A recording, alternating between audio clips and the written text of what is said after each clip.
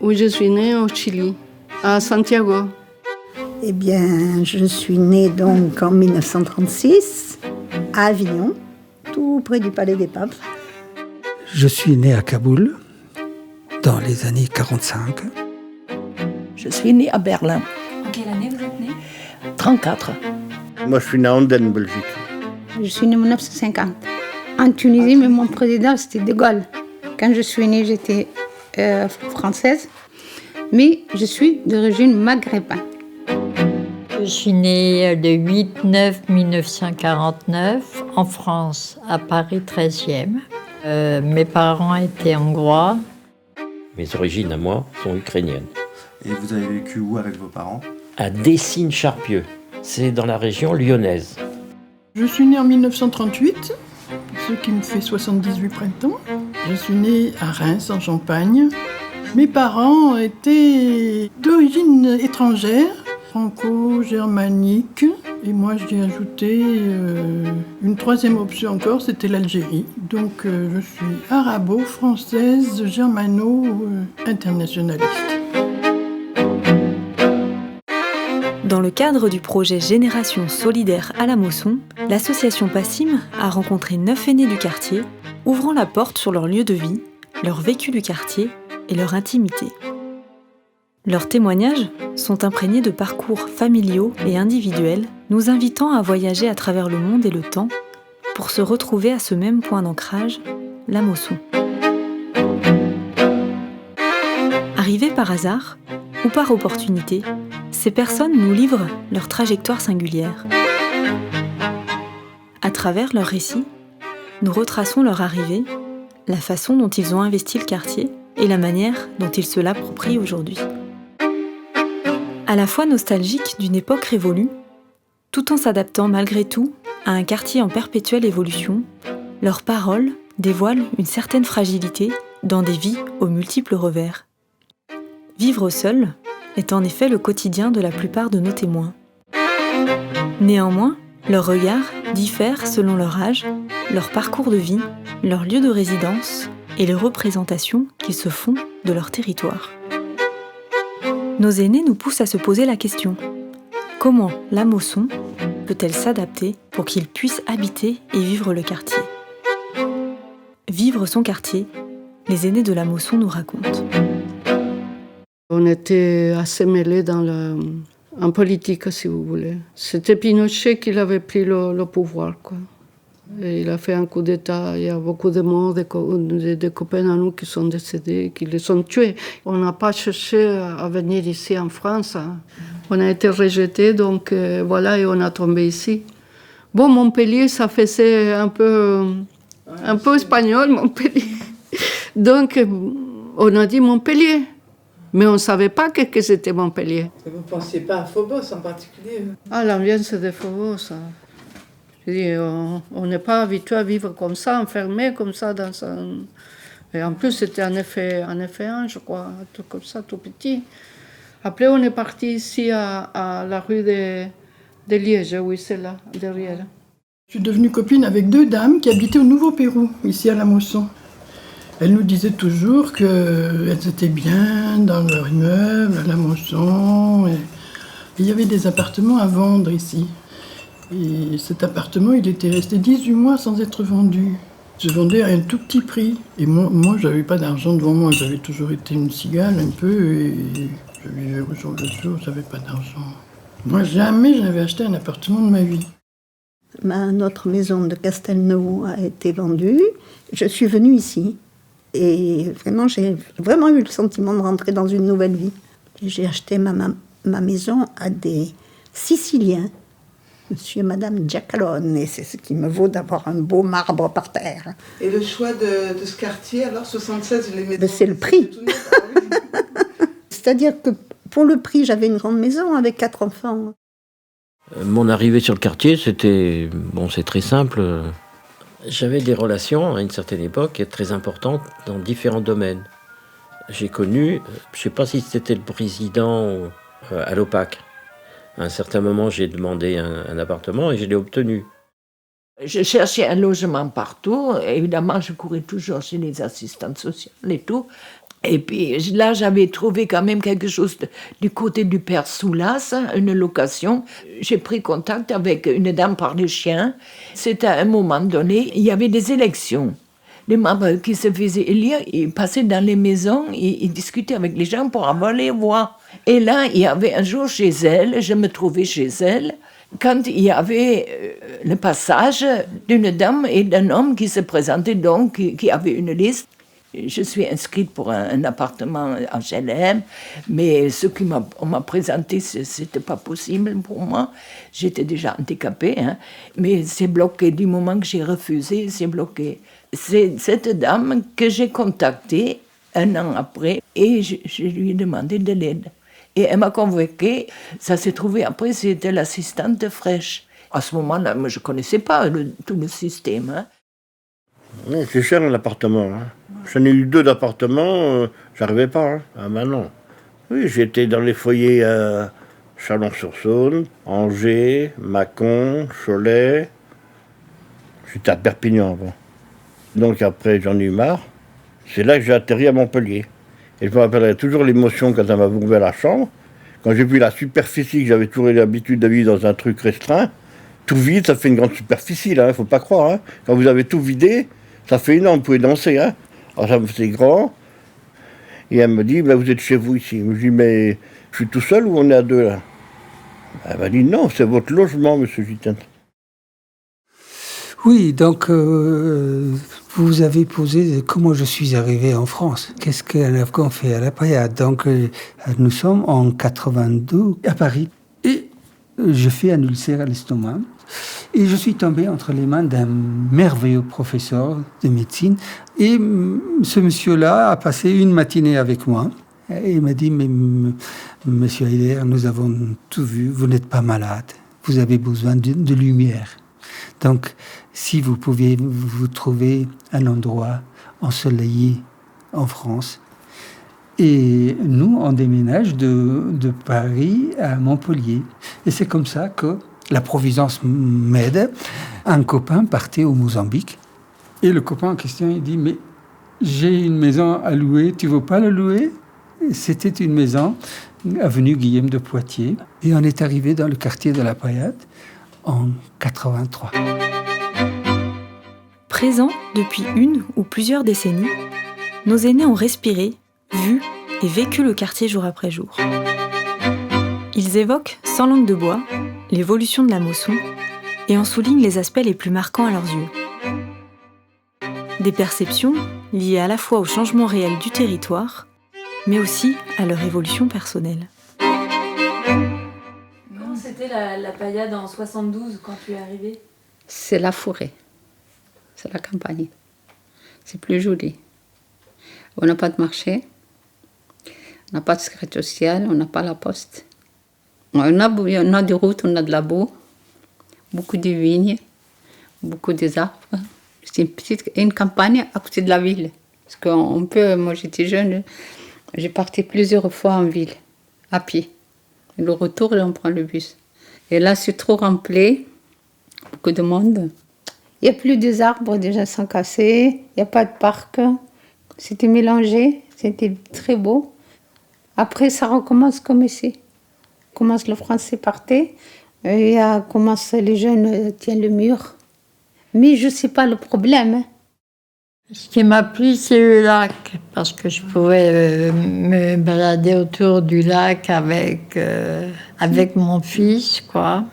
Et puis, disons que j'avais des amis à l'époque qui habitaient dans une maison à côté, puis elle avait des enfants aussi, donc on se retrouvait autour du lac pour se balader un petit peu. Chacun apportait son goûter. On passait un bon moment, quoi. Donc vous êtes depuis 30 ans sur le quartier, alors? 25. Ouais, enfin, depuis 92, mai 92. L'entourage était sympa. Moi, ça me plaisait, ces grandes rues. Il y avait des arbres partout, beaucoup de verdure, il y avait le parc et tout cela. C'était bien. Maintenant, c'est tout ça, c'est dévasté, pour ainsi dire. Les arbres ont tous disparu parce qu'il fallait la visibilité pour les voitures, il fallait faire la place sur les trottoirs pour que les voitures puissent se parquer, et tout cela, alors c'est devenu, vous voyez, c'est plus attirant comme avant, avant c'était attirant. Et on parquait les gens ici, partout dans ces HLM, soit les vieux, soit les familles nombreuses. Hein. Oui, on est parqué dans des endroits et puis on n'en sort plus. Hein. On avait tout, c'est pour cela que j'ai acheté ici. Mon fils il m'a dit achète là, il y a tout, tu as tout en bas, tu as les potes de fleurs, il y avait des magasins, il y avait la boulangerie, la papeterie, il y avait tout. Je descendais, j'achetais le journal. Et voilà. ça a changé du coup. Ouf. Bon, ils ont commencé à vendre les gens. Tout, ils partaient parce qu'ils avaient fait construire des maisons ailleurs. Ça parce qu'ils achetaient ailleurs. Ce qui vous a séduit, c'est surtout l'appartement, plus que C'est le quartier. c'est l'appartement. Eh ben, le quartier me déplaisait pas parce que moi j'aimais bien la culture arabe à l'époque. Fin des années 90 et début des années 2000, on parlait de culture arabe, on parlait de l'arabité des gens, on disait des Arabes et des Français. On n'entend plus ce mot d'arabe. On n'entend que des musulmans ou des Français. Parce que eux, de leur côté, ont accentué leur identité religieuse, musulmane, etc. Et nous, on les voit plus que comme des musulmans, quoi. On dit pas un Algérien, on dit c'est un musulman. Et mais il y a des Algériens qui sont pas musulmans, il y a des Algériens chrétiens, il y a des Algériens athées. Mais bon, c'est comme ça. Ça a été à un tel point aussi que mes deux filles, qui sont d'origine algérienne, qui sont assez typées, type maghrébine, etc., il y a l'européenne, elles ne viennent plus, elles n'osent plus venir, et ça continue encore. À tel point que j'ai voulu vendre mon appartement, je vous en ai peut-être parlé, je l'avais mis en vente il y a 2 ans. Parce que mes filles me tannaient en me disant, écoute, vends, et puis tu te rapproches de chez nous, tu loueras quelque chose, tu pourras venir plus souvent te voir, etc. Allez, j'ai dit, hop, et j'ai pas trouvé d'acheteur, finalement j'ai dit à mes filles, écoutez, moi je suis bien chez moi, je suis bien à la Paillade. Tout d'un coup, je me suis sentie bien à la Paillade. Dans un cadre de vie sans cesse en évolution, chacun compose avec originalité sa façon d'habiter le quartier et organise son quotidien autour de points de repère qui leur appartiennent. On est bien ici. Ici, c'est un petit village. Bon, on a supprimé des marchés, mais il y en a quand même 3 par semaine. On a les puces qui sont là aussi. Ben, tout ça, c'est une vie, je dirais, une vie très familiale. Et tout à proximité. Ben, moi, j'ai 2 points d'attache. Oh, je peux dire 3. Le premier, c'est le CCAS, la CAF, et le théâtre, Jean Villard. Je vais à Pause Culture. J'essaie d'avoir des spectacles. J'adore le théâtre. D'ailleurs, je me débrouille toujours pour voir des pièces de théâtre. Pour la Fort du Quartier, le seul tram. Il n'y avait pas le tram avant. Maintenant, c'est bien parce que ils ont mis le tram qui peut m'emmener à la gare directement, à l'Odysseum directement. L'autre peut m'emmener au champ. Avant, il fallait prendre le 15 qui était bondé de monde pour monter dedans avec un sac. C'était pas évident, hein. Payer la poste, les impôts, la sécu, la CAF. Il y a le Leader Price, moi j'ai connu, c'était l'époque, c'était Casino qui était là. Mais parce que j'étais à proximité, oui. Je suis allée au comité de quartier il y a peut-être, 10-15 ans. Je ne sais pas depuis combien de temps il existe. C'est un endroit de rencontre, quoi, le comité de quartier, puis un lieu d'information aussi. D'abord, c'est le seul moyen pour moi de savoir ce qui se passe dans ce quartier. Puis j'aime bien l'orientation qu'a ce comité de quartier, qui n'est pas politiquement... je trouve qu'il y a une certaine variété dans les gens qui participent. Ah mais si, j'avais créé une association Objectif Paillade, 3e millénaire. Quand je suis arrivée en 2000, je ne sais pas si vous aviez connu la Paillade en 2000 ? Oui. Moi, je trouvais que c'était vraiment un environnement dégueulasse, quoi. C'est-à-dire qu'il n'y avait pas une fleur, il n'y avait pas une plante, il y avait... Et alors... Ah oui, Sur le Grand Mail, il y avait un bureau de tabac à l'époque. C'était un Français qui tenait ça et qui se bagarrait pour tenir sa petite presse à flot, quoi. Et les mômes s'amusaient toujours à lui foutre du chewing-gum dans la serrure. Bon, bref, un moment, une fois, ils ont cambriolé. J'ai pris le taureau par les cornes, j'ai organisé une pétition et il y a eu, en 3 jours, on a eu 400 signatures. C'était pas mal. Et donc, moi, je pensais aller ensuite discuter à la mairie avec ça. On a dit, mais on va créer une association. Allez, Objectif Payade, 3e millénaire, pour améliorer les choses sur le Grand Mail, où on va demander qu'on nous plante des lauriers roses aussi. On a averti la presse, Midi Libre, ils nous ont fait des articles dans la presse. Objectif Payade, 3e millénaire, demande des lauriers roses pour la paillade, de grands titres. Et effectivement, la mairie a planté des lauriers roses, qui maintenant ont poussé d'ailleurs, et qui sont le long du tram, vous en voyez. Sur le Grand Mail, il y en a, enfin bon, voilà. Qu'est-ce que vous voulez encore apporter, vous, au quartier, avec votre Ouais, présence, écoutez, j'en sais rien. Franchement, j'ai pas de projet, mais j'ai pas de projet actuellement sur le quartier, non. Les envies de saisir les opportunités pour investir le quartier sont parfois freinées par les aléas de l'avancée en âge. Ainsi, les limites physiques et sensorielles confinent certains aînés à un repli involontaire qui les restreint dans leur vie quotidienne et modifie leur rapport au territoire. Ah, mais de quartier, non. Il n'y a pas d'association. Moi, je ne connais aucune association qui... Mes connaissances, il faut dire aussi, comme je ne peux pas lire, je ne peux plus prendre les journaux qu'il y avait là. Avant, il y avait même à la mairie, ils distribuaient un journal, surtout qui parlait beaucoup de la paillade. Mais comme je ne peux plus lire, moi, maintenant, c'est fini, ça ne m'intéresse plus. Vous voyez, je suis quand même handicapée de ce côté-là. Et ici, par exemple, pour me faire une ampoule, je demande au petit jeune qui fait le nettoyage. Mais c'est une entreprise là qui fait le nettoyage des escaliers. Et j'ai une pièce à côté là où j'ai tous mes cartons. Mais l'ampoule, ça fait au moins 10 ans que je n'ai pas d'ampoule. Puis je suis toujours en tâtonnant ou avec une lampe comme ça pour trouver quelque chose dans les cartons. Parce que je ne sais pas à qui demander, mais il faut aussi grimper. Je n'ai pas non plus les gens toujours sous la main. Il faut faire quand même, hein. Je peux pas m'enterrer quand même. Je bouge quand même, évidemment, je tombe beaucoup, je me casse la figure. Mais si on n'ose pas, hein, ma vie continue. Hein. Bon, un point faible, associatif, quoi, il n'y a pas grand-chose. Il n'y en a pas. Vous en connaissez, vous? À part la vôtre. Et comme elles ne sont pas trop connues, les assistantes sociales, ça, ne sont même pas capables de donner les adresses. Alors... Elles me disent toujours, elles m'ont toujours dit à l'époque, chercher. Mais c'est vaste la paillade, hein, entre parenthèses, ça va jusqu'à Georges Brassens, tout ça. Hein. Maintenant, je suis un papy. Je lis un papy, oui, Vous avez l'impression d'être un papy?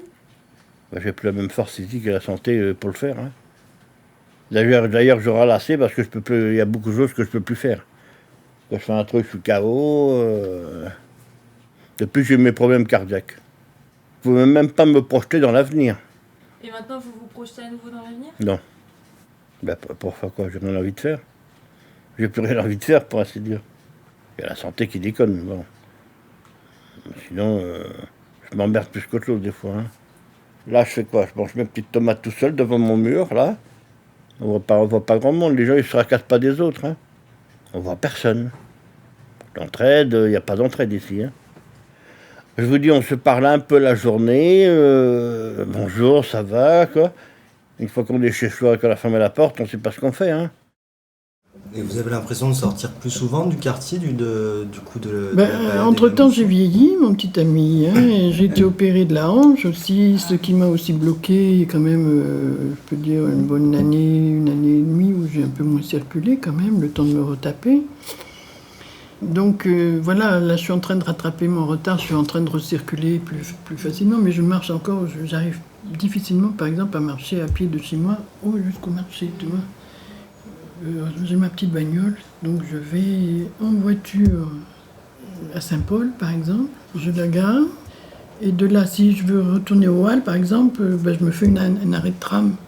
Enfin bon, j'ai besoin, je ne peux plus marcher beaucoup. Et sinon, dans le quartier, quels sont les endroits que vous avez du plaisir à fréquenter? Eh ben écoute, de moins en moins. Franchement, le Grand Mail, par exemple, je n'y mets plus les pieds. Parce qu'une fois, j'ai eu peur. Il y a déjà un groupe de jeunes.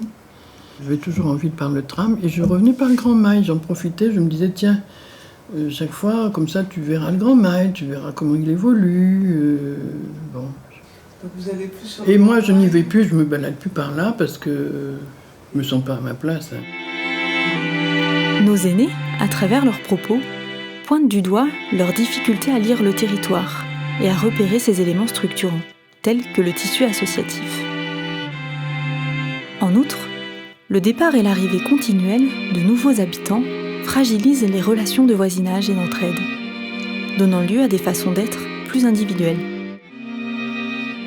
Ici, les maisons ne sont pas facilement ouvertes. Hein. On n'invite pas ici. Hein. Comme par exemple, bon, je suis rentrée, mais j'ai jamais vu les pièces de ma voisine, là. Je rentre, mais c'est à l'entrée, là. Hein. Moi, ça m'arrive de frapper à la porte parce que j'ai besoin de quelque chose. Mais ça s'arrête là. On me rend un service si je le demande, mais enfin...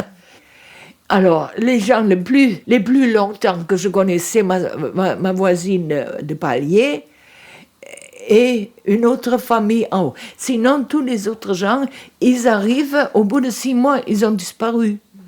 Ils cherchent autre chose, ou plus grand, ou plus joli, ou je ne sais pas.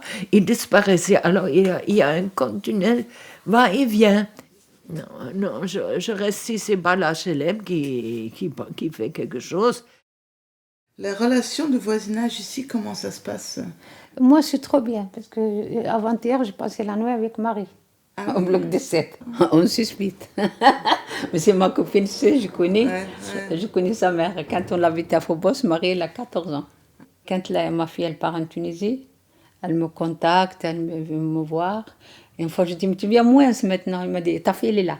Moi, je suis mieux avec le français. Donc tu as beaucoup de relations de voisinage plutôt avec des Françaises? Plus avec Vanessa, Virginie. Je vois chez Odette, je vois chez Marie. Marie, elle est là. Elle est toujours là. Après, si Marie, elle part, personne d'autre, quoi. Et les nouvelles personnes qui arrivent, tu fais du lien avec elles? Ni français, ni arabe. J'ai essayé, ma voisine en face, c'est l'Algérienne, je lui ai fait même la clé de la maison. Je dis, si un jour, tu toques, j'arrive pas, je t'ouvre pas la porte, ouvre la porte. C'est moi que j'ai fait les démarches au début. Ça n'a pas marché d'être ami. Ça marche pas. Les voisins, j'étais trop bien avec les voisins d'avant, mais ils sont partis. Et pas les voisins maintenant? Non. Pourtant, c'est plus du maghrébin. Je grandis avec le français. J'ai un caractère un peu bizarre, un peu français, un peu maghrébin. Vous savez, on avait un centre commercial autour qui était très bien achalandé autour d'une pharmacie et d'un centre médical. Et je ne sais pas par quel malheur le centre médical s'est fermé. Un des membres du centre médical était un pilier de la mairie de Montpellier. Et quand elle est partie, donc les autres co-associés n'ont pas trouvé intéressant de rester autour. Et le petit centre commercial de Tours s'est transformé en fréquentable. Et bientôt, la pharmacie aussi va se fermer et nous allons être privés d'un service et d'une personne adorable, parce que quand un des vieux tombait malade, cette pharmacie livrait les médicaments. Quand on avait un état d'âme, dans cette pharmacie, il y avait des pharmaciennes qui nous écoutaient et tout ça. Donc l'évolution, malheureusement, depuis que je commençais à vivre à La Paillade, c'est vrai qu'on a éliminé le Phobos et on a construit à la place. Mais bon, les bâtiments ont changé. Peut-être les êtres qui y occupent aussi. Mais les façons d'être se sont beaucoup dégradées. Face à un paysage devenu moins familier, parfois hostile, certains témoins construisent eux-mêmes un nouvel imaginaire où la relation à l'autre est moins évidente et où le rapport au territoire est plus hésitant. Trouver la vie de quartier plutôt agréable. C'est-à-dire agréable, oui, et je ne m'occupe pas des autres. Chacun a leur vie. Et si, par exemple, quelqu'un venait frapper à votre porte pour vous demander de l'aide? Je porterai de l'aide. Dans ma mesure de mes possibilités, j'apporterai de l'aide. Mais disons qu'il y a une chose que, comme je suis toute seule, je fais très attention qui est-ce que je fais rentrer. Moi, chez moi, pour moi, la solitude est très pesante. J'ai confiance aux gens, mais je sais très bien que ce qu'elles veulent, c'est quelque chose, veulent obtenir quelque chose. Ça, c'est un problème. Vous savez, moi, j'ai ma voisine, elle a eu des contacts avec certaines personnes pour faire des travaux. Le mec a payé, il a fait du boulot à moitié fait. Et c'est le personnel qui me veut pas avoir confiance. Parce que il y a beaucoup de gens qui se proposent, mais sans aucune garantie. Et c'est ça qui me chiffonne beaucoup. Et vous sortez, vous allez au théâtre, vous allez faire des activités qui vous font plaisir de temps en temps? Ben non, je ne me trouve plus. Ah ouais. Je me protège, oui. Ouais. Oui. Si vous sortez dans la rue, vous savez pas. Il y en a beaucoup de gens ici qui se sont fait arracher le... Alors, qu'est-ce que vous voulez? Je limite les sorties. J'ai pas peur de personne. Hein. Mais comment de me voir affronter une situation. C'est la situation qui me fait peur. Maintenant, les rues ne sont pas pour nous, pas pour des gens qui... Voilà, la population, elle a changé, donc cette population-là, elle est dans la rue. On ne peut plus sortir maintenant. Vous savez, l'endroit, je l'aime. Ce n'est pas l'endroit qui me fait... C'est pour cela que je veux partir. Malgré les réticences, pour sortir dans le quartier et leur peur de l'autre, ces personnes ne renoncent pas toutes à établir des relations de proximité, pourvu que celles-ci soient placées sous le sceau du partage et de la bienveillance. Il y a une chose que j'ai trouvée du tonnerre, c'est les musulmans, quand ils passent et qu'ils connaissent quelqu'un qui est à l'arrêt du bus, ils lui demandent où tu vas, ou est-ce que je peux te rapprocher et tout. Ça, c'est une chose que j'apprécie chez eux. Que les Français, ça peut être votre propre voisin, ils s'en foutent. Vous attendez le bus jusqu'au bout, quoi. Ils ont une certaine solidarité entre eux, quand même, que j'admire, parce qu'ils ont un soutien entre eux, un tel esprit de famille. Disons que j'en connais beaucoup. Il y a même certains musulmans qui me disent bonjour. Alors une fois, ma soeur était avec moi, elle me dit qui c'est. Je dis, me demande pas, je ne sais pas. Mais je réponds toujours bonjour. Je les appris à dire bonjour. À tous, je leur disais bonjour. Bonjour. Monter dans l'ascenseur, bonjour. Jusqu'à ce qu'ils se sont habitués à dire bonjour. Et ils ont commencé à dire bonjour aux gens et à se dire bonjour entre eux aussi.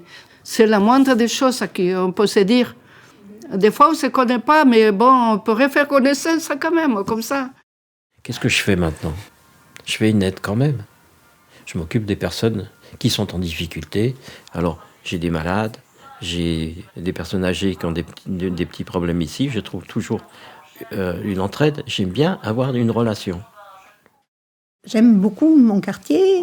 Samedi dernier, on avait une fête des voisins, là, juste derrière, parce qu'on a un chemin piétonnier derrière qui s'élargit juste devant chez moi. On était drôlement contents parce qu'on a été 30. Alors là, c'est que les gens du lotissement. Et ce qu'il y a de formidable, c'est que ce quartier qui est peuplé de vieilles dames commence à avoir des jeunes qui viennent avec un bébé de 2 mois ici, 3 maisons plus haut, un bébé de 6 mois, qui était là. Il y a beaucoup de jeunes entre 15 et 20 ans, et ils sont venus. Ça, c'est formidable. Comment ça se passe quand vous voyez qu'il y a une nouvelle famille? Vous allez faire connaissance? C'est-à-dire que là, ceux de là, je les ai invités. Puis j'ai invité quelques autres personnes aussi. Elles étaient avec moi au repas de quartier là-haut. Elles ont fait connaissance, je suis ravie. Je crois qu'elles vont faire du jogging autour du lac parce qu'elles ne se connaissaient pas. Bon, elles auraient fait connaissance sans moi, hein, mais j'ai quand même peut-être activé un peu les choses. Là, quand même, je ne fais pas des amis pour l'instant, mais en même temps, il y a de la sympathie pour moi. Même les gamins, les petits jeunes, les ados, d'une part dans le tram, je ne peux pas mettre le pied dans le tram sans qu'il y en ait un qui se lève tout de suite, qui me donne sa place. D'autre part, quand je reviens avec mon caddie un peu chargé, Madame, je vous aide, ils me portent mon caddie, ils me portent mon sac, ils m'aident comme ils peuvent. Je sens de la bienveillance autour de moi. Ça, je dois dire, je me sens bien, quoi. Une préoccupation commune est ressortie lors de nos échanges, celle de l'avenir de la jeunesse. En effet, si nos aînés peuvent se montrer craintifs vis-à-vis de certaines attitudes de la jeunesse, ils souhaitent néanmoins pouvoir transmettre leur expérience et être un appui pour leur envol. Moi, j'aime beaucoup les jeunes. Je discute un peu avec les jeunes. Je dis, écoute, quand on est venu du Maghreb, on n'était pas riches. Hein. Mais c'est pas parce que les autres ils sont riches qu'on doit être très riche. Si on veut être très riche, on fait tout doucement. On travaille. Et comment ils te reçoivent, les jeunes, quand tu vas leur parler Ils sont gentils. Ils sont trop gentils. Quand ils me voient charger, ils viennent chercher la commission, ils courent derrière moi. Je dors le soir avec les fenêtres ouvertes. Ils ne me dérangent pas. Mais ils ne comprennent pas. Aider les jeunes, il me fait mal. C'est triste. Ils n'ont pas de vie. Ils n'ont pas de venir. J'aimerais bien qu'ils en aient une vie plus tard. Les jeunes de Saint-Paul, tout ça. Ça me rend triste de le voir comme ça. On ne peut pas changer la paillette, parce que si on change la paillette, on doit changer d'abord ce qui est des jeunes. Nous, c'est pas grave. Parce qu'on a fait sortir, on les connaît les choses, on a des têtes, les vieux. Hein. Les jeunes, je ne vois pas des médecins, je ne vois pas des pilotes, je ne vois pas des pharmaciens, je ne vois pas de policiers, je veux voir tous à Villeneuve. On ne les gâche pas sa vie dans la rue. Quand il y a 20 ans, on commençait à dire bonjour à nos voisins. On essayait de chercher tout le temps une occasion pour se retrouver les gens de la même rue pour boire un verre et puis partager une soirée. Depuis, nous avons maintes fois essayé de refaire la même chose. Les jeunes générations qui arrivent, on les invite, ils ne viennent pas. La jeunesse se méfie des vieillards. Pourquoi ? Je trouve que la jeunesse s'est désespérée. Il y a 20 ou 30 ans, il y avait un espoir de l'intégration et l'ascenseur social fonctionnait tant bien que mal. Et aujourd'hui, avec tristesse, quand je vois devant notre pharmacie là-haut, la jeunesse est égarée. Ce sont des choses que j'observe. Et mon but à la Payade ici, aujourd'hui, si je me bats, je n'ai aucune ambition, ni de pouvoir, ni d'argent. C'est juste pour devenir une sorte de lion qui irrigue de la jeunesse comme vous pour dire « N'ayez pas peur, vous habitez dans un pays immensément riche, mais immensément difficile pour l'autre. Et il est de devoir des aînés de se comporter comme des bons citoyens. Donc il faut impliquer les aînés. Notre devoir de vieux, c'est d'être un appui pour que vous puissiez décoller. Et ça fait partie de ma citoyenneté et de ma solidarité dans cette cité. La vie sociale du quartier résulte de la coexistence d'un ensemble de cultures, de parcours de vie, de compétences multiples et de perceptions singulières. Même si le territoire semble complexe, le vivre ensemble se vivifie des échanges et des relations d'entraide et de partage, et se nourrit des potentiels de tous. Ainsi, il revient à chacun de s'approprier ce métissage, composé de toutes ces richesses de vie diverses, afin de construire un avenir commun, positif et humaniste, impliquant la jeunesse comme la vieillesse.